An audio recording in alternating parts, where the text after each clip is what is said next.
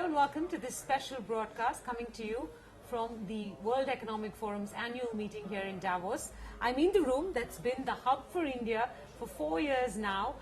Heads of companies, heads of state, they've all visited this room. This is the room that hosts the Commerce Minister Anand Sharma, and he's here with us today as our special guest. Minister Sharma, thank you very much for your time. How would you characterize the Davos mood? The last few years, the sentiment towards India has been negative, but this year... I won't say that. I won't say that. I'll say the first 2 years it has been very positive. Okay. Last year there was a bit of gloom, doubt, and we were trying to reassure that what the perception was far removed from reality, because there's always a difference between perception and reality. Subsequently, the decisions that we have made, major decisions, opening up other sectors for FDI, which has resonated with the global investors, has turned the mood around, and this time we could feel it much more. Okay. And that is also reflected very clearly in the new reports of the World Bank, the OECD, and all the other rating agencies. When you interact with heads of global businesses, what are some of the things they tell you they'd like to see changed in India? You've come a long way in the last 2 years in implementing many of the changes that you just referred to, but I'm sure they have a wish list, as most business does. I know, but you know, as economies have moved forward, even in the developed world, there are always issues. Yeah, sure. And the governments and the policymakers adapt, the societies change. There's no abrupt change, because abrupt changes lead to disruptions. So I think they are satisfied with the direction that we have taken, and the fact that we have demonstrated an abiding commitment to our reform agenda, to liberalization, to creating an environment which is welcoming and supporting of FDI, the steps that have been taken to put in place an institutional mechanism to improve the ecosystem. Okay, let me rephrase that question then. What's on your unfinished agenda? Because you've implemented many changes over the course of the last 2 years. Momentum has picked up, especially in the last year or so. There are now a few months left before we go in for general elections. That's true. What is on your unfinished agenda in those No, months? we want more participation, not only from the investment point of view, that's happening. Because at no point of time there was any slackening, contrary to the perception. That's why I said perception and reality. We always remained the first 3 favored destination for foreign investors, even during the economic downturn.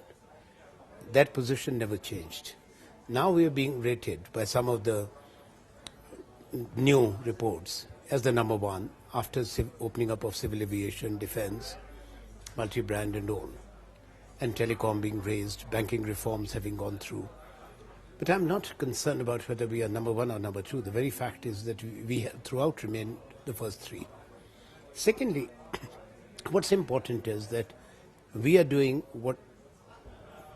something which is not only important, but will be transformative with regard to making India a manufacturing hub of the world. With the implementation of the national manufacturing policy, which will attract not only the investment, but technologies, managerial expertise. 14 of these townships now, the cities of the future, have been approved, plus 2 electronic cities. 2 more may come in. So 18 new cities which are being built. That will change India and take the share of manufacturing in our GDP from a low of 16 to maybe 25-26% in a decade, and create 100 million jobs. I think that is what has connected with the world, that India is moving. What other major countries which transformed from being agrarian economies or low technology manufacturing, moving to the high end and exports-led growth, manufacturing and exports. Japan, Korea, Germany, China, now India. So if you'll allow me to examine that yes, a little you can. bit. I was talking to some manufacturing CEOs from India here in Davos. and they said the government's professed aim was to increase the share of manufacturing in GDP, but in the last couple of years, in fact, it's come down from 16%. So they were fairly dejected about that, if I may say so. Also, what's happened, for instance, with the national... I'm rather surprised with what you have said, because India never had a manufacturing policy. For the first time, you are creating a system in place of single window approval mechanism. Not creating, you have done it. Cities are not built overnight. It's not like ordering your morning cup of coffee. It takes time.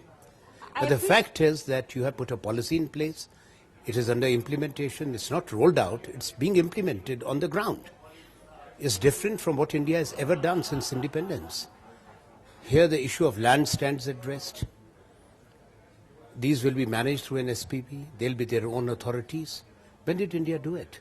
We have invoked a dormant article in the Constitution of the Republic of India, Article 243 QC1. I don't know whom you have been talking about, whether they have read the policy or the Constitution. No, I don't think they were referring to the policy. I think they were referring to the pre-policy last couple of years. No, the policy came out only on the 25th of October. Yes, I know. So I'm saying no, the pre-policy. Manufacturing decline is connected to a number of factors. We are referring to the policy which has resonated with the world. No, of course, I'm not taking away See, from that in India, we have enough people who are always negative. Oh, I don't think that's it. I think it's just the ability to identify what will take us to the next level of growth. No, where India has come, it is only because of the vision.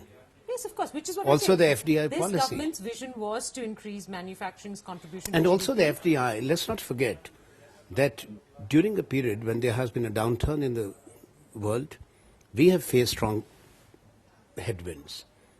We have also been affected. From growing at 9% plus, we came down to 5%. This year we will grow hopefully at 6.2 and then go back to 7.4, 7.5 next year. But at the same time, we have demonstrated that we have resilience. We have capabilities.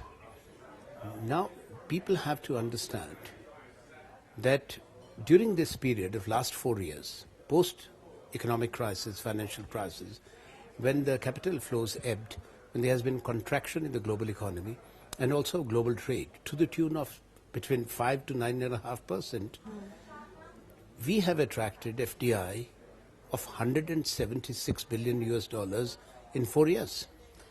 Sir, I don't think that anybody does not appreciate the difficult global context and the work that India has attempted to do. But as you will point out, there were high expectations from this government. Expectations, it's a partnership. Yes, of course. Industry also has to deliver. They cannot be spoon-fed. And I'll be very blunt about it. Sure. Because after all, from where they're getting it? They're also beneficiaries of the vision, the policies. Look at it's a partnership. But sometimes there are unintended consequences to policy making, sir. For instance, if I was to draw even the briefest parallel between the national manufacturing policy or the NMIZ policy and what happened with SEZs, when the SEZ No, please don't confuse yourself. They're two entirely different. You can't compare manufacturing policy with SEZs. No, I'm not. I'm saying the unintended. No. It would be a fallacy even to go anywhere near that. Okay. NMP India, after the national manufacturing policy in 2011, India had only one industrial policy of 1956. So don't confuse manufacturing and industrial policy with SEZ. No, you were making a mistake there. These were not meant to be manufacturing cities. Actually, the only question I was putting to you was that the SEZ policy was attempting They're separate. That's a separate issue altogether. Exports out of India. Yes. And create these zones that would encourage yes. and mobilize exports. And at some level, you know, they did become a land play more than anything else. And therefore, there not entirely, but yes, in some areas. And when the tax benefits fell off, the charm of the SEZ policy diminished. So these are the unintended consequences I was talking about. Well, when you look at the exports from the SEZ, no, don't compare the two. Do you think? No, I think it would be it would be wrong. Okay. This means that you yourself have not read the national manufacturing. No, sir, I'm known to be. No, you have not, because okay, you answer me now. You are questioning me. How is the land issue being addressed in the NMP? No, I'm not saying No, and let me answer you. Saying, can there be unintended consequences? You must answer me now. How the national manufacturing policy is addressing the land question? I'm not saying that at all. No, if you've read it, now let me elaborate. But I'm not saying let me help you. Let me help you. You did say The issue here is different. How? Because the land is the equity of the state. These are being developed in partnership between the Government of India and the state governments. The Government of India's contribution is policy, plus the funding of the trunk infrastructure. Land will never be alienated. It will continue to stay in the ownership of the state. Of the state, Yes, and on the lease cum rental basis. So how are you equating it with the SEZs? I'm not. I'm saying just like there were unintended it's consequences to the this SEZ comparison policy. itself So that was is the question I was fallacious. putting to you. Saying, No, it could is there wrong be- question. Because there are, I'm only reflecting to you, sir. I'm not invested in either SEZs or NMIZs. I'm reflecting to you some of the concerns that come up. No, in concerns conversation. are ill-informed. All right. So I take your point. I'm not saying no to that. I'm simply putting the question to you on that. Because policy making... I'm not referring to you. I have come across very well-informed business leaders who have actually never read it.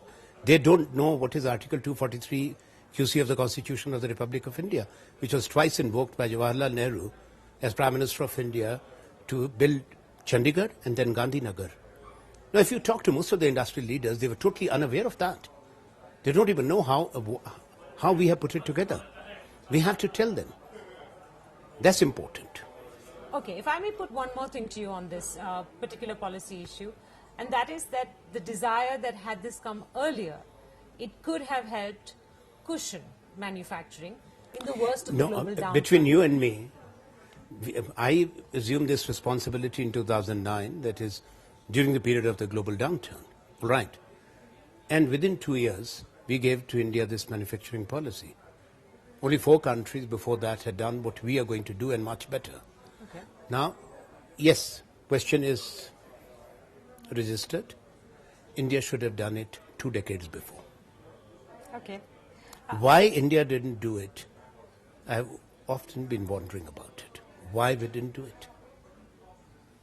Well, sir, it's a question we could put back to the Congress, since it is... It's not the Congress. There have been many governments. It's been in power for the longest. No, sorry. There was also 6 years of the BJP. No, why? Were they coming out of primary school? They were also following what was happening in the country. You can't put it to party to party. The question is, we are one country. Okay. Why we did not? The governments don't work in isolation. You're part of the system. You have civil servants, you have policy makers who are benefiting from the inputs. It's always a vision. Nehru had a vision. Dr. Manmohan Singh had a vision. Yes. It's a question of whether you as a leader have a vision or not.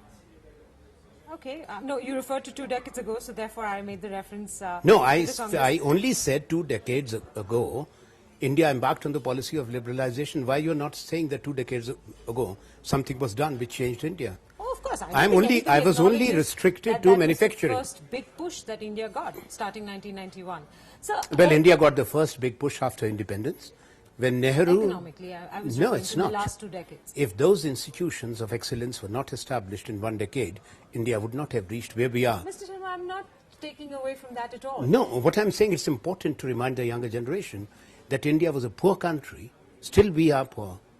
But we invested huge resources in less than a decade to set up the Indian Institutes of Technology, Indian Institutes of Management, Indian Institutes of Science, National Institute of Design, institutions of nuclear energy, space energy, you name it, and we did it. And those who came out, there was a period of brain drain when India could not provide opportunities to its sons and daughters. They went away.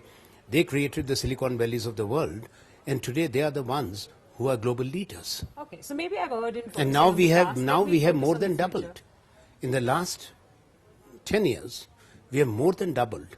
After 60s, the first decade of this century is when we have doubled the IITs, the IIMs, the Indian Institutes of Science from 1 to 5, Institute of Design from 1 to 5. This has happened. Okay.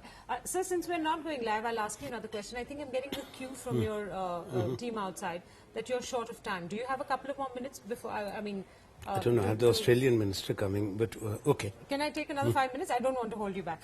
Okay, let me focus on the future. I asked you what is on, your unfinished agenda, so to speak. Any more FDI liberalization that we can expect between now and let's say closer to the election? Could you take us through what your vision is for that? Well, we would like to have FDI in railways as part of infrastructure expansion, and also liberalize further FDI in construction. could you take us or elaborate a little bit on what you have in mind when you talk about this? Or how we you will expect to open it actually up? bring in more flexibility and relaxation in compliance guidelines in construction. Okay. And in railways, sir? Yes, we will. A little more detail on how... No, we are going to allow FDI. Right. But I would imagine, is it only like, for instance, in the transport cargo services, or is it to run private... It's a work in progress. Work in progress. You have a very tough job. You invite and attract foreign investors to India. You meet with them. You tell them about the India story. When they come to India, though, sometimes they run into paperwork that even you could not have anticipated. I agree with you. That's why nobody is talking about the changes that have been brought about. First, the NMP, I'm going back, which gives you a single window. These will be managed by the SPVs. As I mentioned earlier, the question of land is settled. Red tape is cut out. Delays are cut out. So why the positives are not getting commented upon? Second, the EBIS project, which is bringing all services, central and state services and approvals on one platform, which the Government of India, my ministry, has developed along with Infosys as part of the national mission mode projects on e-governance. Number 3, on trade, everything is e-enabled. You don't have to go anywhere, file a paper. It's all electronic. Even whatever the incentives are given or the duties drawback, bank's realization certificate, multiple application of filing has been done away with. Payment of fee is electronic. All the terminals for export-import have been electronically linked. There's complete electronic data interchangeability. Sure. You know, these are the positives which perhaps we have not been able to communicate with the global partners. That listen, we have already done this. We are doing it. Yeah. But we also have, for the instance, you opened up FDI and civil aviation. AirAsia is still waiting for a license. You opened up FDI and multi-brand retail. So and we now had the Delhi state government. Delhi is a city union territory. So No. The central government's policy is cannot be reversed. Cannot be reversed. Okay. Number 1, let me tell you. Okay. The policy is a considered policy which came about after intense stakeholders consultations, particularly the farmers, the consumers, and the MSMEs, the small and medium entrepreneurs and industry. After that, the Government of India gave an option to the states to opt for it. Now, option is option. Democratically elected governments, legitimate governments in office took a conscious and considered decision and communicated in writing after resolution of their cabinets to the Government of India. The Government of India gave them the permissions and notified. Now, we never created, option does not mean creating a revolving door. Am I clear now? I get it. So, yes, option is one-time option. Option is one-time option which was exercised by elected government. So and FDI policy is not the domain or the jurisdiction of a state government. This is only a union territory. Yes, but you did extend to them. No, it was option. Option was exercised. So it's done. Now there's no way. You can't create a revolving. Unless they choose to take it to court in some fashion. No, they cannot. The Supreme Court has already given a view. Okay. I have a quick other question, in terms of, again, they cannot go to the court. Let me be firm. Okay. We never created a revolving door. If somebody does not understand English language, what do you mean when you give an option? Okay. Option is not that, you have 100 options. You have one option. You have exercised. The message is loud and clear, sir. A quick last question I'll put to you, again on the unintended consequences. FDI and pharma, the non-compete clause. Yes, it's important. But it could have been left to the Competition Commission of No, they cannot. Because they will only come in after the takeovers of the critical verticals. And we were seeing a situation where the Indian pharmaceutical industry has brought down the prices of medicines meant for life-threatening diseases. And we saw a very clear design. There was no R&D coming in. There was no expansion of manufacturing which was coming in. No further creation of jobs. I'm sorry, no counter-argument. No. The prices were going up. When it comes to the injectables in oncology, we have a list what was being taken over. Okay. And we won't allow that also because it's the Indian pharmaceutical industry which is supporting the healthcare programs of 87 countries. You're talking about 9,000 rupees for a critical oncology cancer injectable to 2 lakh rupees. Okay. And if the capacities you have built, R&D in which the public money has gone in, cannot just be taken over. And you are not bringing in any further value. That's why the non-compete clause has to be there. Tesco Trent, that was the first entry they've come into multi-brand retail. Yes. But sir, when you saw the FAQs come out of the ministry, they seem to indicate that acquisition of brownfield front-end stores in multi-brand retail will not be allowed. And yet, when Tesco Trent came in, that FAQ situation it's was the separate issue. It was that was the No, language. that is what I would say, that you also need to read what is the ownership and control definition when it comes to FDI. No. I've seen There's the a new new definition. definition. So that permit says, It's not about the control any downstream. definition, sir. If you see the FAQs that were put out earlier last year, they say very clearly that we will not permit brownfield acquisition. Listen, subsequently there have been changes. 1st of August, so Cabinet took saying. decision. So now No, this these is are clear. Cabinet decisions. So why are you being frozen in the past of FAQs? Why are you not... That was the last communication we had on the last multi-brand communication was the Cabinet decision of 1st of August 2013. Okay, the FAQs seem to give out that impression, which is why we may I'm have sorry, seen Walmart but exit. you should have read. Walmart had their problems with their Indian partner. Don't connect it to us. They have not faulted the policy. I'm not connecting They've it, had sir. their own problems But back in even America with and civil here. aviation, FDI and civil aviation, sir, there was some issue of 1 comma that may have ruled out, the ability of new joint ventures to take place. But so that when didn't happen. Tata AirAsia, yeah, I know. It was a question of again, I was talking about interpretation. yeah, so that's what I'm saying. So, but I'm my saying, why ministry's has- interpretation was very clear, and that has been accepted and upheld. Okay, so the only question I was putting to you is this. It is a continuum. The Comma is not a break. The understanding of some of this continues to be confused. Well, some people are confused because they don't have understanding either of law or of language. Okay. I can't help them. All right. A last final question to you, Mr. Sharma. I'll make it quick. I know you have visitors waiting for you. And that is that, are you leaving Davos more positive about the way foreign investors look at India? Definitely. All right. We'll leave it there. Far more reassured. We appreciate the time you've spent with us today. Thank you very much for it. Okay. Thank you.